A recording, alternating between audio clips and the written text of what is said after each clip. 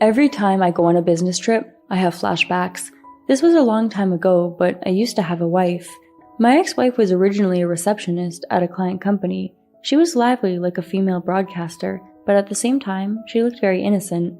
I fell in love with her at first sight.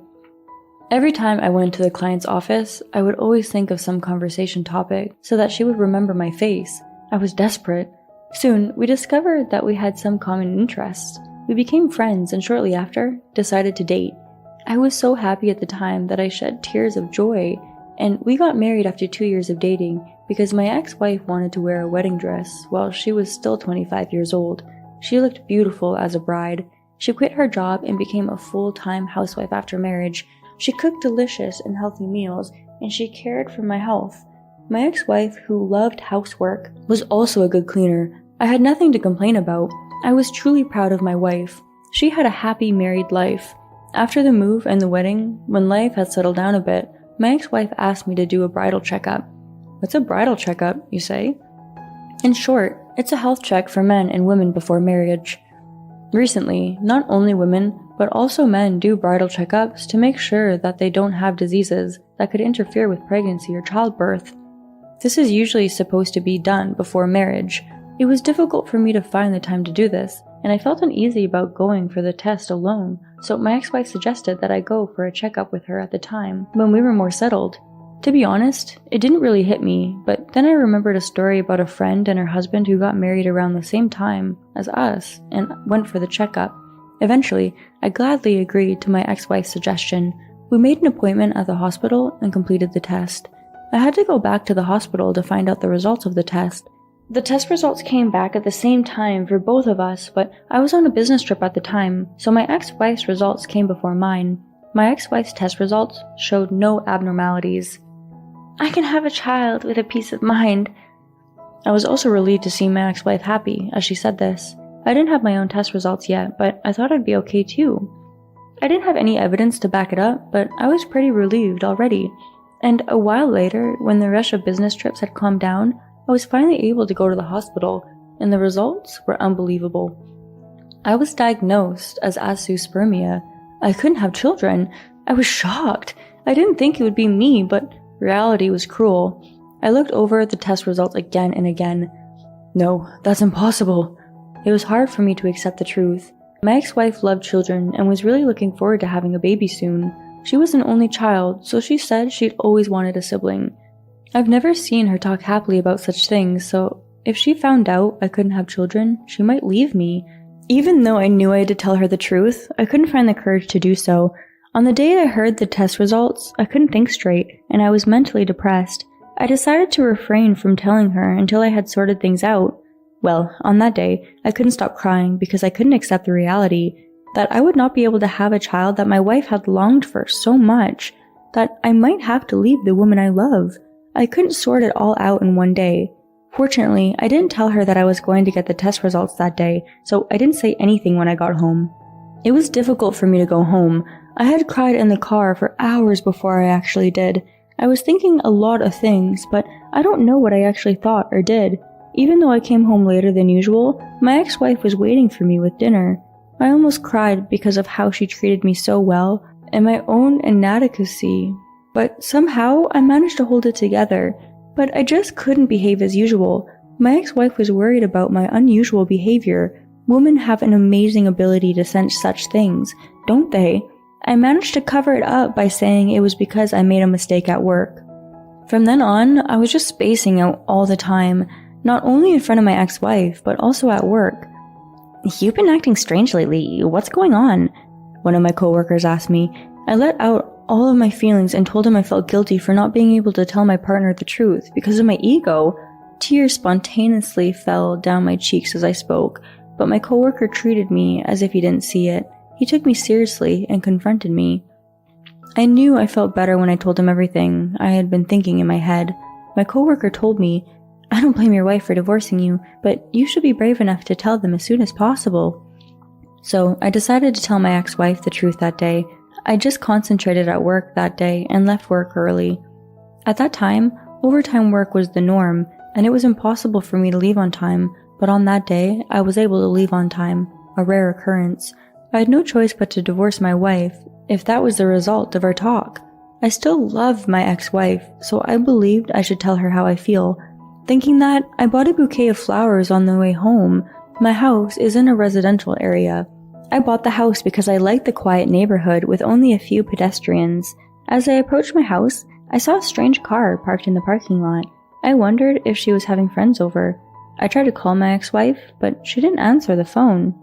I was not in the mood for a pleasant conversation with a stranger, so I decided to wait in the parking lot of a nearby park. I couldn't reach her after a while, so I got out of my car and went to see if I could park my car to see the owner of the car just coming out the front door. It was someone I knew. He was a big guy from a client company where my ex-wife worked as a receptionist. I remember one of the female employees commenting on how good he looked with his beard. I ducked for cover. I thought he had a middle school daughter. I was confused as to what was going on and just watched. Then, my ex-wife came out the front door later and hugged the guy as he got into the car, and they were kissing. It wasn't just a goodbye. It was pretty deep. So passionate you could see it from a distance. I was frozen. I didn't know what that meant. Anyway, from the way they said their goodbyes, it seemed like they had been in a relationship for a long time. How long had they been in a relationship? I didn't even have the strength to wipe away the tears that were welling up in my eyes. I went back to my car, but I couldn't go home right away, so I ended up going back to the office. Even though I had made it home without working overtime, my co-workers were concerned about my strange behavior upon my return and invited me out for a drink. I just cried while drinking. My co-worker listened to me the whole time. It was midnight when I came home using an Uber. My ex-wife was asleep. As I looked at her sleeping face, I started to see a different person from the woman I had seen before. I remember that she had a pretty face, but she looked so ugly. At the same time, I became disappointed. How long had I been deceived? It's been more than a year since my ex-wife quit her job. I took a bridal check 2 months ago. Why did my ex-wife make such a proposal to me when she was cheating on me? Was she going to have my baby while cheating on me? I couldn't have myself just ending the relationship as is, so I decided to get revenge. From then on, life with my ex-wife was just a living hell. It was really hard for me to treat her as if nothing was wrong. I often had to work overtime to make sure we had as little time together as possible. I needed to gather evidence of the affair, so I tried gathering information from people around me, but it seemed like they were doing a good job of hiding it. It was difficult to gather any evidence. Then I was offered a 3-night business trip. I thought to myself that this is my chance. If I was going to be gone for 3 days, he would probably come home for at least 1 day. So I planted a camera in my bedroom. When I returned home after my business trip, I immediately retrieved the camera and returned to my car to check the footage, saying I had left something in there. Sure enough, the data clearly showed the two of them, and I could hear them talking in the quiet room. It's amazing how well modern cameras pick up sound. Then, my ex-wife in the footage said something that left me speechless. "It's great to see you like this on our 4-year anniversary." I kept replaying it over and over. I'm sure I heard her correctly. She'd been in a relationship with this man for 4 years. She had that, but dated me and married me. And then I saw them in the video, on the bed, an intense, passionate embrace. The boldness and blatantness of it all made me want to throw up. I finally had more than enough evidence, and I returned home. As soon as I got home, my ex-wife suddenly said that she needed to talk to me. I didn't know what it was. Did the hospital tell her about my test results? If she did, it would hurt me in the divorce. But I don't have a choice. Nonetheless, she can't change the fact that I cheated on her. I wait in the living room for my ex-wife to pick up something while I'm thinking about all this. Then she returned with an envelope in her hand. What she took out was a photo of our child. "I'm pregnant. The doctor calculated that I'm almost 3 months pregnant. I've always had irregular menstrual periods, so I didn't notice it at all. I don't have any symptoms like nausea at all, so I don't really feel it." She went on chatting happily. Of course, I could hardly hear what she was saying. I burst out laughing. I think something broke inside me. Right then and there, I didn't know what was funny to me, but I couldn't stop laughing. It was just funny. My ex-wife didn't understand what was going on, and she got angry. "What's so funny? It's your child, you and me. The fruit of our love is here, in my belly. Touch it. Here's our baby, alive." What the hell is she talking about? I finally stopped laughing and was finally able to confess that I was azoospermic. Then my ex-wife's expression suddenly stiffened. She was speechless. She didn't seem to understand. I showed her the results of the test and explained to her that I had been diagnosed with azoospermia with the specific numbers. I can have a child, but then whose child is this? The fruit of your love with whom? I asked with a big smile on my face. No, it's not true. I think those test results are wrong. Let's go to another hospital and have another examination together. She was obviously desperate to make excuses. Since she was not willing to admit it, I also showed her the footage from the camera, which was the conclusive evidence. Then my ex-wife collapsed on the spot and burst out in tears.